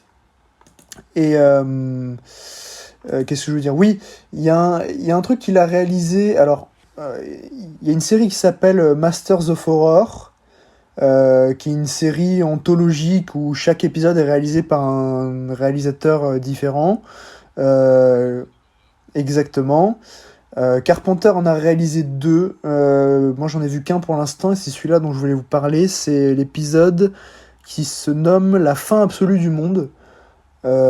Cigarette Burns en anglais, avec Norman Reedus et Udo Kier, qui raconte l'histoire donc d'un propriétaire d'un cinéma qui est expert en films rares et qui est au bord de la faillite. Et donc il y a un type qui va se pointer, donc Udo Kier, qui va qui est un type très riche, qui va lui offrir l'occasion de se sauver de la faillite en l'engageant pour retrouver un légendaire film perdu qui s'appelle La fin absolue du monde. Sauf que cette quête de cette bobine des enfers va pas se passer comme prévu. C'est un épisode qui dure quasiment 1 heure, et c'est vraiment assez fascinant à voir. On a pris quand même une bonne heure, un quart à parler du bonhomme. Très bien. C'est très bien, voilà, c'est parfait. On va maintenant clôturer cet épisode avec quelques petits conseils assez rapidement, s'il vous plaît. Donc chaque personne peut conseiller un film actuellement au cinéma et un film pour Halloween. Mathias, vas-y, je te laisse commencer. Ouais, du coup, je vais vous parler donc de Io de Jerzy Slowikowski, je sais jamais comment ça se prononce. Slowikowski. Qui donc est un film qui est sorti cette année, qui a eu le Grand Prix à Cannes. Ex-aequo avec Lucas Dont. Ouais, c'est vrai, ouais. C'est le prix du jury. Ah, c'est le prix du jury. Ah oui, c'est le prix du jury, excuse-moi. C'est le prix du jury, je confonds souvent les deux. Ouais, c'est le prix du jury. C'est un film que j'ai vu il y a pas longtemps, donc à sa sortie quasiment. Que j'attendais quand même plutôt bien. Bon, faut savoir que c'est une relecture, parce que j'aime pas trop le terme remake, mais c'est une relecture de Robert Bresson. Oui, c'est un remake, mais... On n'a pas le droit d'interférer. Je dis à Vince, on n'a pas le droit d'interférer. Ok. Ouais, mais en vrai, oui, c'est quand même un peu un remake. Et oui, j'attendais quand même bien le film. J'ai pas été déçu. Bon, après, je dois dire que je pense que je suis pas le plus objectif pour défendre le film, dans un sens où ça fait partie de ces films-là où j'ai envie de dire que j'explique pas vraiment ce qui s'est passé. Hein. Déjà, à la bande-annonce, enfin j'avais vu 2 fois la bande-annonce, ça m'avait détruit, et là, au bout de 5 minutes, j'étais dedans. Enfin, j'avais presque l'impression un peu bateau ce que je vais dire, mais j'ai un peu l'impression d'être moi-même l'âne et de voir ce qui se passait autour de moi. voilà les différentes choses que subit l'âne, comme si c'est moi qui les subissais. Enfin, c'était assez impressionnant. En fait, j'ai vécu ce film presque comme une expérience, parce que c'est ce qu'est quand même le film majoritairement. C'est là où je trouve qu'il se détache quand même du film de Robert Bresson. J'adore les deux films, hein, c'est loin de moi. Enfin, l'idée ne vient pas de les comparer parce que franchement, ils n'ont rien à voir entre eux. Mais voilà, c'est vraiment, ouais, c'est un film que j'ai vécu comme une expérience, mais presque affreuse également, parce que c'est un film qui est quand même d'une tristesse absolue. C'est évident que c'est pas facile. Le film de Bresson ne l'était pas aussi. Mais là, je trouve que Yo, c'est encore autre chose. Il y a un côté très expérimental également, qui peut ne pas plaire à tout le monde. Ça, je le conçois bien. Le fait que réadapte Bresson aussi un peu à sa manière, c'est vrai que ça peut déranger. Moi, ça va pas déranger parce que je le vois pas comme ça. C'est vrai que voilà, je peux comprendre de toute façon que le film peut laisser de marbre ou peut même agacer. Et ça reste un film, pour ceux qui ne l'ont pas vu, c'est un film que j'encourage à voir parce que de toute façon, il va pas faire beaucoup d'entrées. À mon avis, il n'est pas distribué énormément. Je crois qu'il y a à devoir. C'est comme Hervé, le film de Bunju. Les deux films étaient à Cannes. Il doit avoir quelques centaines de salles, je pense. 130, 150 salles qui le diffusent. Donc voilà, faut aller le voir pendant qu'il est encore en salle. Ça dure 1h30, donc c'est assez court. Bon, j'avoue que si vous aimez pas quand les animaux se font maltraiter au cinéma, c'est peut-être pas une bonne idée d'aller voir le film. Mais en tout cas, ouais, c'est vraiment une expérience cinématographique, je trouve. Comme le film dont on reparlera, je pense, dans le podcast, que j'ai eu la chance de voir en avant-première, d'Albert Serra, donc Pacifiction, qui était également à Cannes. Les deux, c'était vraiment, je pense que c'est deux grands films cannois de cette année, deux grands films de l'année et deux grandes expériences cinématographiques, très clairement. D'ailleurs, j'ai pas le droit de dire mon avis parce que c'est le but. Mais par contre, je vous encourage à aller voir l'épisode où on a parlé de Au hasard Balthazar. Pour également vous encourager à voir le film de Bresson et également vous encourager à voir cet épisode où on en parle longuement avec c'était l'épisode de Joe. Je sais plus c'est quel mois, mais en tout cas c'est la miniature. C'est la miniature du podcast. J'avais juste une question. Oui, vas-y. Oui. Alors, par rapport au film de Skolimowski, Io, ça fait référence à quoi exactement? Au nom de l'âne. C'est le nom de l'âne, ouais. Ouais, c'est le nom de l'âne. Voilà. Voilà, ou alors c'est la musique de tragédie, mais... Non, c'est le nom de l'âne. et très rapidement, une reco pour Halloween, Mathias? Bah, j'ai pas... Ouais, je pourrais... Attends, je réfléchis. Ouais, très rapidement. Bah, j'ai vu récemment, je vais en parler... un film à sketch, c'est Les Trois Visages de la Peur. Bon, on dit film à sketch, mais c'est pas un film qui fait rire, mais c'est l'appellation. Les Trois Visages de la Peur, donc il y a un film italien de Mario Bava, qui est un film en fait en 3 segments, où on a à chaque fois, on a 3 genres différents. On a un film, on a une partie où c'est un court métrage, parce que en soi c'est 3 courts métrages. Qui a une espèce de huis clos un peu Hitchcockien. Le deuxième, on est plus d'un côté à la Edgar Allan Poe, voilà. Et le troisième, on est clairement dans un film de fantôme. Et voilà, je trouve que c'est un film qui marche, qui fonctionne vraiment très bien sur ces 3 segments. On a des acteurs connus puisqu'on a Boris Karloff qui fait le narrateur et qui est également présent dans le deuxième segment.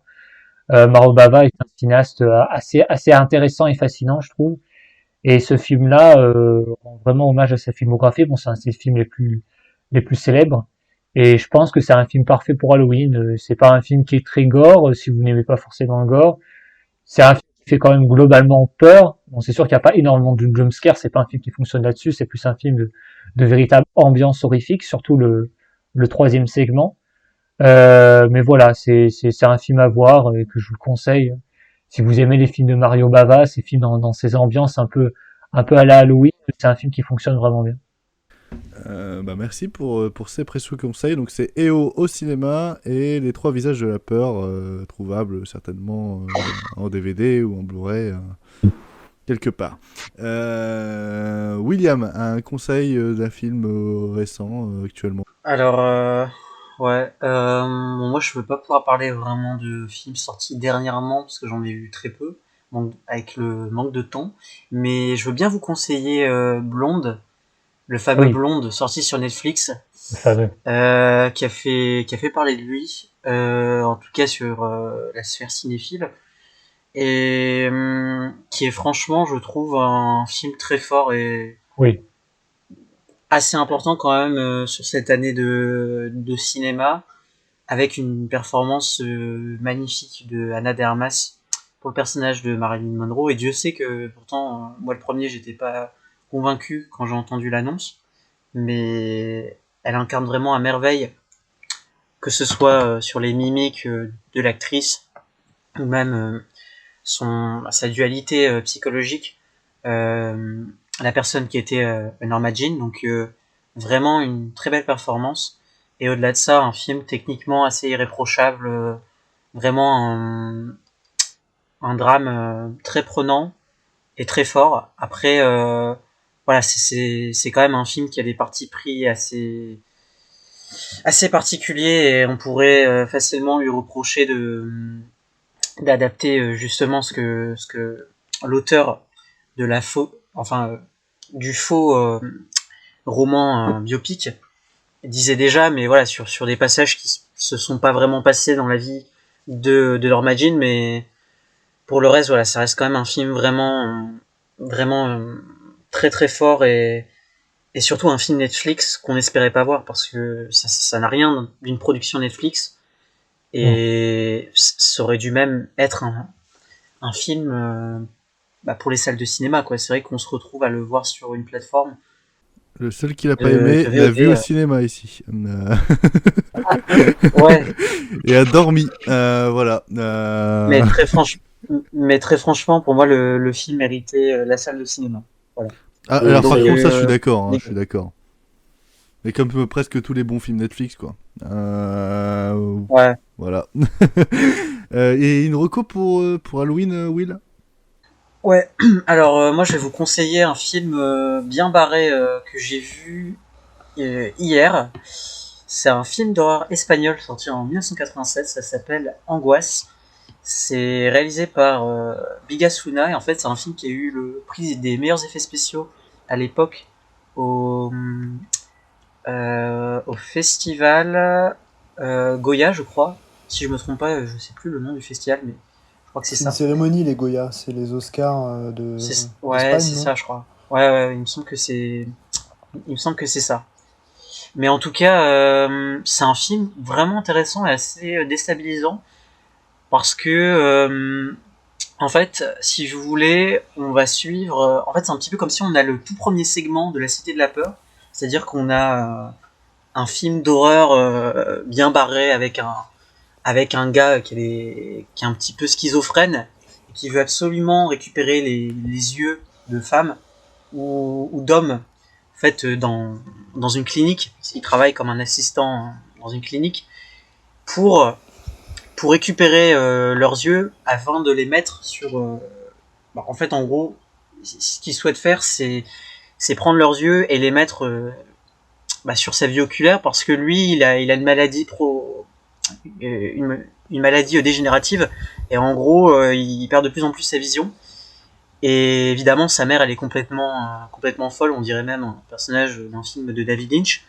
Et puis au bout de 30 à 40 minutes du film, on a une mise en abîme, on se rend compte qu'on voit le film que les spectateurs d'une salle de cinéma voient eux-mêmes, et à ce moment-là, en fait, on a un petit peu toutes les actions du film qu'ils sont en train de regarder qui vont également se répercuter sur la salle de cinéma, et le film est vraiment hyper intéressant, parce qu'on a évidemment les éléments horrifiques du film à l'intérieur du film, mais aussi dans la salle de cinéma, et on a un petit peu le propos sur comment le spectateur peut en être tellement bousculé par l'horreur filmique que voilà, il peut être amené à sortir d'une salle de cinéma, à réagir de façon impulsive, et même certains dans une salle de cinéma, voilà, qui vont devenir un petit peu fous, qui vont vouloir aller aux toilettes, ce genre de choses. Et donc ça donne un film vraiment vraiment particulier, et ça m'a vraiment décontenancé, quoi, cette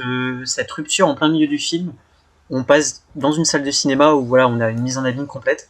En tout cas, c'est un bon film. Alors c'est pas exempt de défauts. J'irais pas dire que c'est génial, parce que je sais qu'il est quand même très bien considéré par les cinéphiles. Mais je vous encourage vraiment, c'est un film assez méconnu. Moi-même, je le connaissais pas avant de le lancer, mais c'est une petite curiosité très sympathique et plutôt gore aussi. Tu peux rappeler le titre ? Ouais, c'est Angoisse, réalisé par Bigas Luna, est sorti en 1989 en France, c'est sorti en 1987 en Espagne.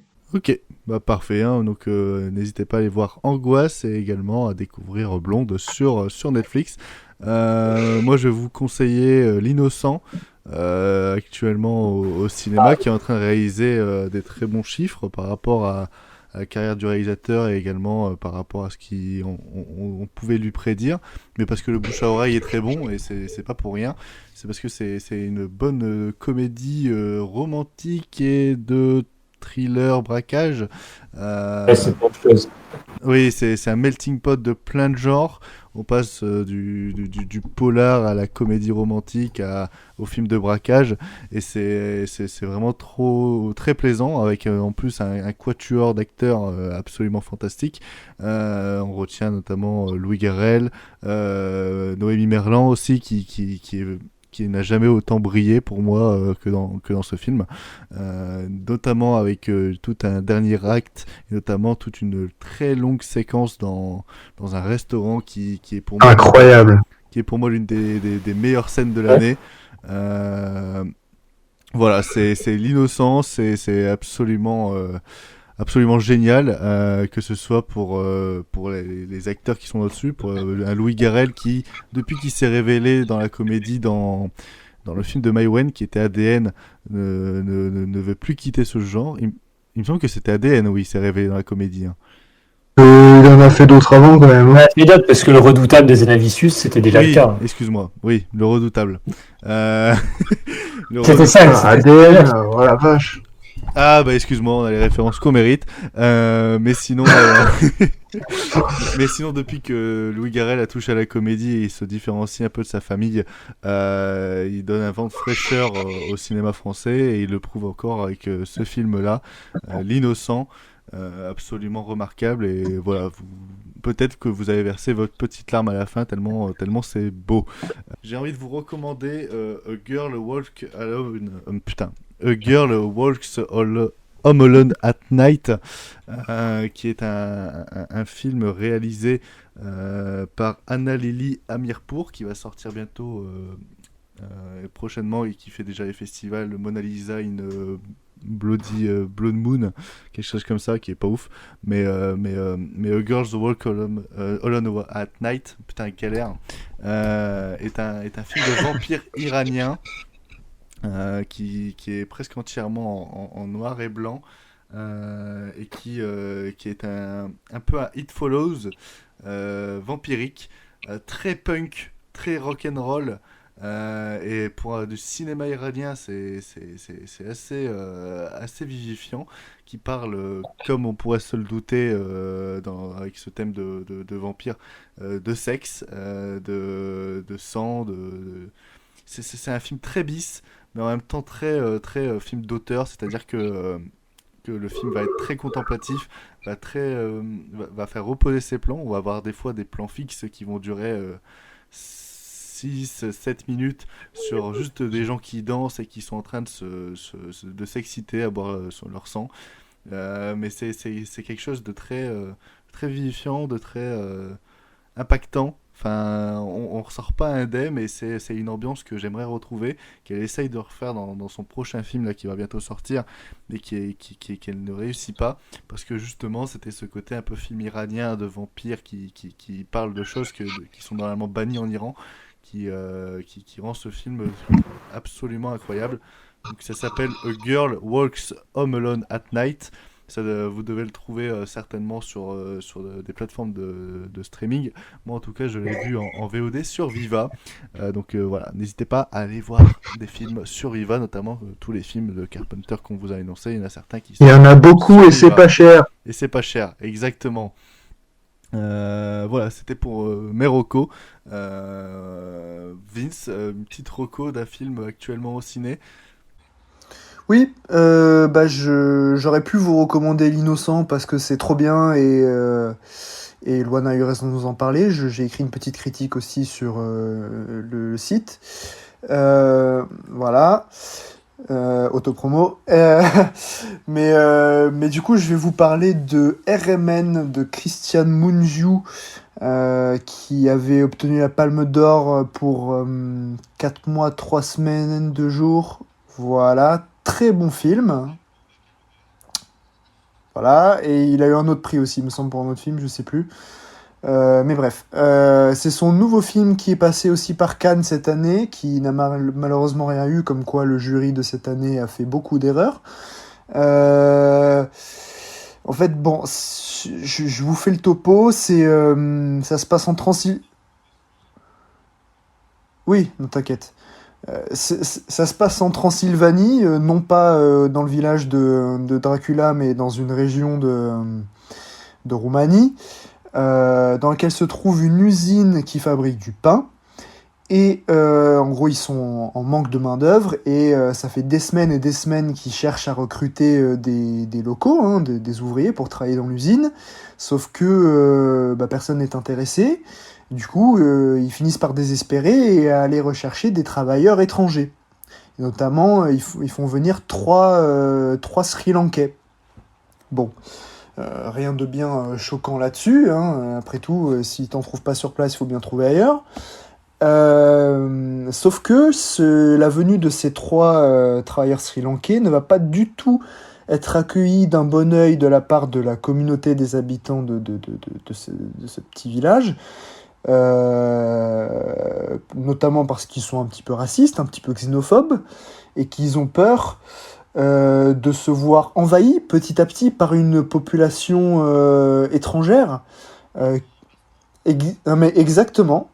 Ils sont effrayés par l'idée que des migrants puissent venir, même si ce sont en plus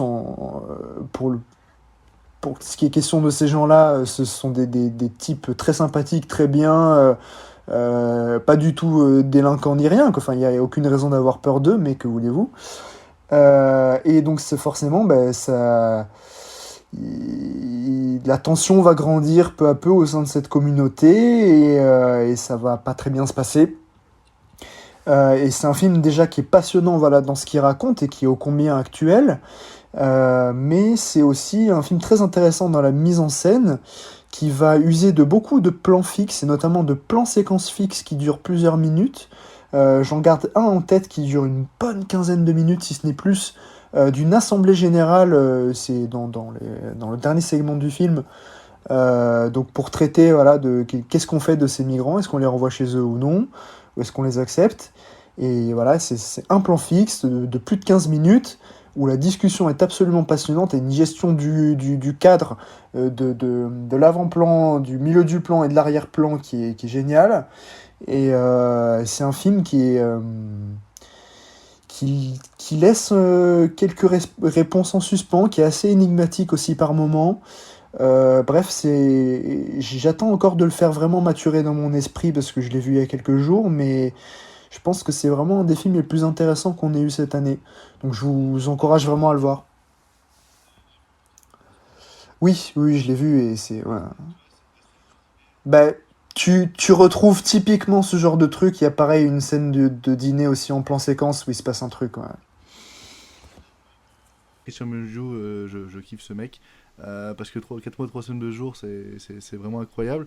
J'avais un petit peu perdu sa patte dans Baccalauréat, que je suis quand même resté un petit peu en dehors. Mais RMN, tu vois, quand je lis le pitch, quand j'entends les retours, quand je vois le retour justement de ces plans fixes, en plan séquence, etc., ouais. j'ai vraiment apprécié. J'ai pas été dépaysé pour le coup. Voilà, donc, ouais. c'est pour ça que j'ai très hâte d'aller le voir et de ce que j'en entends, ça a l'air d'être absolument incroyable. Ouais, c'est vraiment bien. Ouais. Et pour terminer, une petite reco. Une petite reco d'Halloween que j'aime bien conseiller, c'est Wolf, réalisé par Mike Nichols, donc le monsieur qui a réalisé entre autres le lauréat ou Closer, je crois. Voilà, et qui a peur de Virginia Woolf, me semble-t-il. Et donc Wolf, réalisé en 1994, c'est un film de loup-garou, évidemment, avec Jack Nicholson, et croyez-moi qu'il a bien la tête de l'emploi, et également avec Michelle Pfeiffer et James Spader. Donc super casting, qui ont des visages qui se prêtent très bien à se transformer en loup-garou. Et donc déjà juste sur ce postulat-là, vous devriez avoir envie de le regarder, mais moi j'aime beaucoup en fait la mise en scène de Mike Nichols qui fait encore quelques étincelles ici. Le pouvoir donc du loup-garou qui est traité comme un état fiévreux qui permet de développer des capacités hors du commun. Il y a une très belle partition d'Ennio Morricone, voilà, c'est pas négligeable, et c'est ça qui aide beaucoup à participer à l'atmosphère vraiment singulière du film. Et non, c'est beaucoup trop bien. Jack Nicholson a l'air de s'amuser comme un petit fou. C'est vraiment un film que j'adore regarder, donc je vous le conseille, c'est parfait pour Halloween. Tedoroko, c'est RMN et Wolf de Mike Nichols. Tout à fait. Et bah, écoutez, c'est la fin de cet épisode 10, spécial Halloween de C'est quoi le cinéma ? Un épisode fort agréable auquel je pense nos éditeurs vont adorer nous écouter. En tout cas, j'ai adoré enregistrer cette émission. Merci Vince pour toutes ces précisions, notamment sur un de tes réalisateurs préférés, ça fait plaisir. Ouais, bah, mais plaisir partagé, hein, franchement. Je pouvais pas la rater, celle-là. Merci Yes. Encore de Allez, de rien. qui est toujours un plaisir. Oui. Tu reviens prendre ta revanche en novembre pour le Monsieur Personne ? Ouais, je pense. On compte sur toi. Et merci William pour toujours tes avis constructifs et toujours ta présence dans ce podcast. Vous êtes en tout cas les trois à avoir l'âme de ce podcast. J'ai pas entendu. C'est toujours un plaisir hein, de discuter d'autant de films. Ah oui, surtout que là on discute mais ça prend toujours. Là on a 1h45 d'enregistrement, c'est un très bon épisode qui est très digeste, j'apprécie beaucoup. En tout cas, merci de nous avoir écoutés. Retrouvez la majorité des films qu'on a parlé, hormis ceux qui sont au cinéma, sur la plateforme Viva by Vidéo Future. C'est pas cher et c'est des gens très sympathiques derrière, donc n'hésitez pas à aller y jeter un coup d'œil et peut-être louer un ou deux films. En tout cas, nous on se retrouve pour le mois de novembre, où on va parler du film de William qui a gagné au Monsieur Personne, mais je sais plus c'est quoi, c'est 200 froid il me semble. Exactement. Voilà, j'ai réfléchi en 2 secondes. N'hésitez pas à nous suivre sur les réseaux sociaux, c'est quoi le cinéma. Voilà, au mois prochain. Des bisous. Passez un bon Halloween. Salut. Et regardez Salut. Cette fois, c'est la fin. Alors, infidèle, on s'en va sans dire au revoir? Mais pas du tout. Au revoir, messieurs, dames. C'est ça la puissance intellectuelle. Bac plus 2, les enfants. On se dit au revoir pour un petit moment. Juste un petit moment. Vous pourriez pouvoir te tirer sans dire au revoir? D'accord. La prochaine fois, c'est moi qui conduis.